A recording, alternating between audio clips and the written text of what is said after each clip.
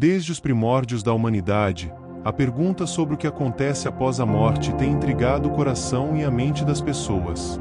A incerteza quanto ao destino final da alma desperta curiosidade e, muitas vezes, até temor.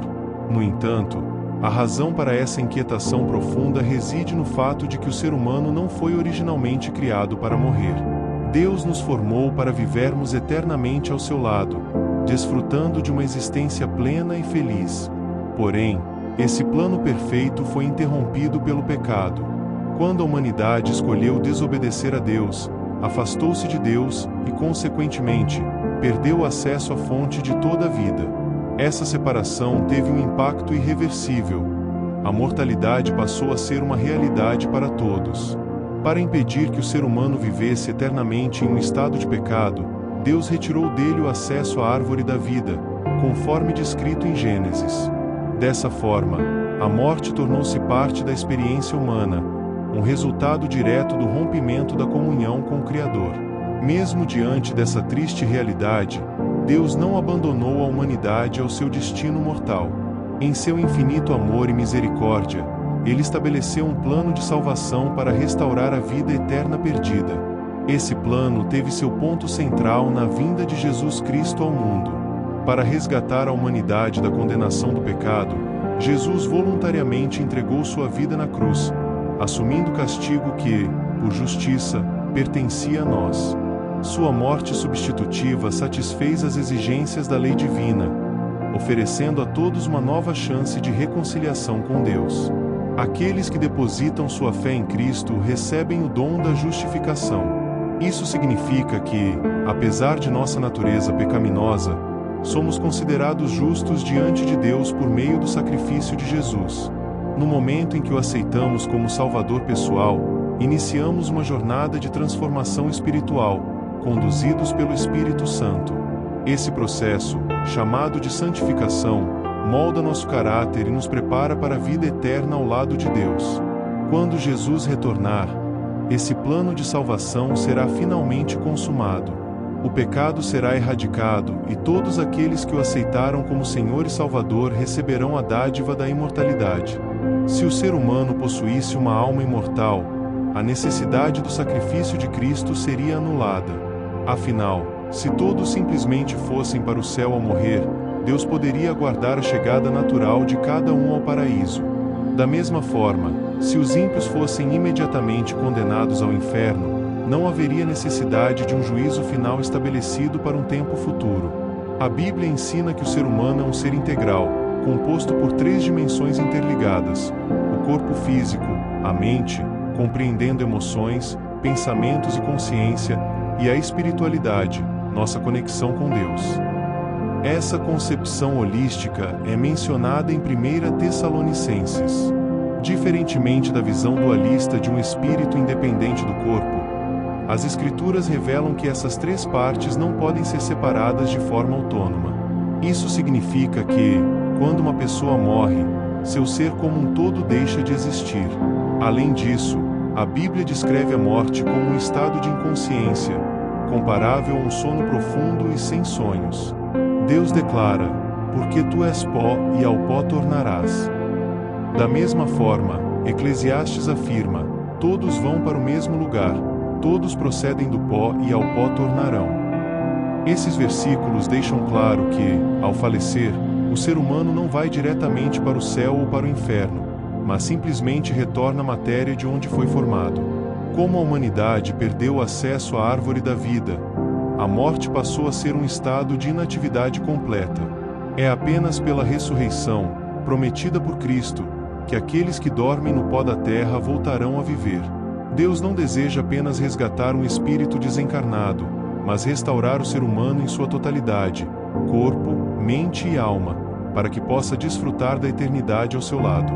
Diante dessas verdades bíblicas, a morte não precisa ser encarada com desespero.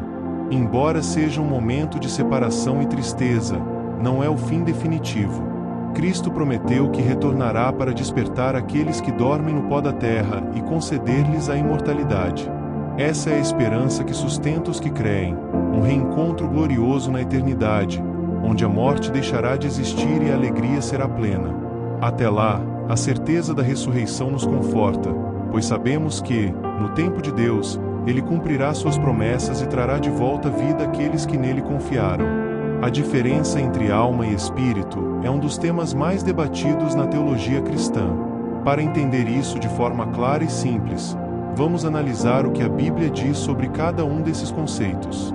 Na Bíblia, a palavra alma vem do hebraico nefesh e do grego psiché. Diferente da ideia popular de que a alma seria uma entidade imortal separada do corpo, as Escrituras ensinam que a alma é a própria vida do ser humano. Por exemplo, em Gênesis, ao criar Adão, Deus não colocou uma alma dentro dele, mas o tornou uma alma vivente. Então, o Senhor Deus formou o homem do pó da terra e soprou em suas narinas o fôlego de vida, e o homem se tornou alma vivente. Ou seja, a alma não é algo separado do corpo, mas a junção do corpo físico com o fôlego de vida dado por Deus. Quando uma pessoa morre, sua alma deixa de existir, pois é a combinação desses dois elementos. Isso fica evidente em Ezequiel. A alma que pecar, essa morrerá. Se a alma fosse imortal, ela não poderia morrer. Mas a Bíblia deixa claro que a alma é simplesmente a vida ou o ser vivo, e que ela pode deixar de existir. O termo espírito vem do hebraico ruach e do grego pneuma, que significam vento, fôlego ou sopro de vida. Esse espírito não é um ser consciente ou independente, mas o fôlego que Deus dá a cada ser vivo para que tenha vida. Veja o que acontece quando alguém morre. E o pó volte à terra, como era, e o espírito volte a Deus, que o deu. Isso significa que, ao morrer, o corpo retorna ao pó e o espírito, o fôlego de vida, volta para Deus. Mas esse espírito não tem consciência nem personalidade própria. Ele não é um fantasma ou um ser que continua pensando e sentindo. Ele é simplesmente o fôlego de vida que Deus concede. A Bíblia ensina claramente que, na morte, não há mais consciência, pensamentos ou atividades. Os mortos não sabem coisa nenhuma. Isso mostra que o espírito não continua consciente após a morte. Ele apenas retorna a Deus, assim como um aparelho elétrico deixa de funcionar quando desligado da tomada. A eletricidade não pensa sozinha, apenas dá vida ao aparelho. Alma igual ser vivo. É o resultado da união do corpo com o fôlego de vida. Quando uma pessoa morre, sua alma deixa de existir. Espírito igual fôlego de vida dado por Deus. Não é uma entidade consciente, mas a energia vital que retorna a Deus quando a pessoa morre. A Bíblia não apoia a ideia de que a alma ou o espírito continuam existindo de forma independente após a morte. O ser humano dorme na morte, sem consciência, até o dia da ressurreição, quando Deus lhe devolverá a vida. Isso nos dá esperança, pois significa que a morte não é o fim definitivo, mas um descanso até que Cristo volte para dar a vida eterna aos que creem nele. O tema da alma, espírito e o estado dos mortos é extremamente importante para a Igreja porque afeta diretamente a compreensão da salvação, da ressurreição e da volta de Cristo. Ele influencia a forma como os fiéis enxergam a morte, o juízo final e a eternidade. Aqui estão alguns motivos que tornam esse assunto essencial para a Igreja. Se a alma fosse imortal e continuasse consciente após a morte, então a necessidade da ressurreição perderia o sentido. A Bíblia ensina que a esperança da vida eterna está na ressurreição dos mortos e não na sobrevivência da alma. Paulo reforça essa ideia ao dizer: "E, se Cristo não ressuscitou, é vã a nossa pregação, e vã também é a vossa fé." Ou seja, a Igreja precisa ensinar corretamente que a vida eterna não é recebida na morte, mas sim na ressurreição, quando Cristo voltar. Isso fortalece a fé dos crentes na promessa de Deus e os livra de crenças erradas que desviam do plano divino. A crença de que a alma continua viva após a morte abriu caminho para muitas doutrinas contrárias à Bíblia. A intercessão dos mortos, a ideia de que pessoas falecidas podem interceder por nós, algo que não tem respaldo bíblico. O espiritismo, a prática de tentar se comunicar com os mortos, o que é condenado por Deus, Deuteronômio. A reencarnação, a crença de que a alma retorna a outras vidas, o que contradiz a Bíblia, que ensina que cada pessoa vive uma única vez e depois enfrenta o juízo. Ao ensinar corretamente que os mortos estão em um estado de inconsciência até a ressurreição, a Igreja protege seus fiéis contra doutrinas enganosas que podem afastá-los da verdade bíblica. A visão bíblica sobre a morte traz paz e conforto aos crentes. Muitas pessoas temem a morte porque acham que seus entes queridos estão sofrendo ou vagando por aí. Mas a Bíblia ensina que os mortos descansam em um sono profundo, aguardando a volta de Cristo. Isso é um grande consolo para as famílias que perdem alguém querido, pois elas podem ter a certeza de que seus entes estão seguros, sem dor ou sofrimento, até o dia da ressurreição. Essa esperança é claramente expressa por Paulo. Não queremos, porém, irmãos, que sejais ignorantes acerca dos que já dormem, para que não vos entristeçais, como os demais, que não têm esperança. Ou seja, a morte não é o fim. Aqueles que morrem em Cristo ressuscitarão para a vida eterna no dia de sua volta. A Igreja prega que Jesus voltará para buscar seu povo e dar-lhes a imortalidade.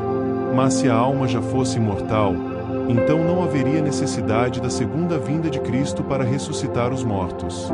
A correta compreensão desse tema reforça a expectativa do retorno de Jesus e incentiva os fiéis a permanecerem firmes na fé, pois sabem que a morte não é o fim e que há um futuro glorioso reservado para os que confiam em Deus. Porque o Senhor mesmo descerá do céu com alarido, e com voz de arcanjo, e com a trombeta de Deus, e os que morreram em Cristo ressuscitarão primeiro. 1 Tessalonicenses. Isso motiva a Igreja a continuar pregando o Evangelho e preparando as pessoas para esse grande dia. O ensino correto sobre a alma, o espírito e a morte é essencial para a Igreja porque garante que a salvação seja entendida corretamente, protege os fiéis contra doutrinas falsas e enganos espirituais, oferece consolo e esperança para aqueles que perderam entes queridos, reforça a fé na volta de Cristo e na promessa da ressurreição. Por isso, é fundamental que a Igreja ensine essa verdade bíblica com clareza, para que seus membros sejam firmes na fé e preparados para a eternidade com Deus. Essa é a história da vida depois da morte. Se gostou, deixe o seu like. Compartilhe com mais pessoas. Se inscreva em nosso canal. Agora vamos fazer uma oração.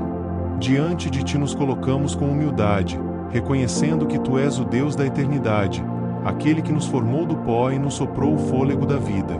Tu nos criaste para vivermos ao Teu lado, mas o pecado nos afastou de Ti e nos trouxe a dor da morte. Contudo, Pai, Teu amor é maior que a separação causada pelo pecado. Em Tua infinita graça, enviaste Teu Filho Jesus Cristo para morrer em nosso lugar, pagando o preço da nossa transgressão e abrindo novamente o caminho para a vida eterna. Obrigado pelo sacrifício de Cristo, que nos dá esperança além da morte. Senhor, fortalece nossa fé na Tua promessa de ressurreição. Que possamos descansar na certeza de que aqueles que dormem no pó da terra despertarão ao som da Tua voz no grande dia da volta de Jesus. Ajuda-nos a viver com os olhos fixos na eternidade, sabendo que esta vida é passageira, mas a que nos aguarda em Ti será gloriosa e sem fim. Consola os corações que choram pela perda de entes queridos, lembrando-os de que a morte não tem a palavra final. Que possamos confiar que, no tempo certo, Tu restaurarás a vida àqueles que confiaram em Ti. Santifica-nos, Senhor, para que estejamos preparados para o grande dia do encontro contigo. Que nossos corações sejam transformados pelo Teu Espírito e que vivamos de acordo com a Tua vontade. Em nome de Jesus, nossa esperança e salvação. Amém.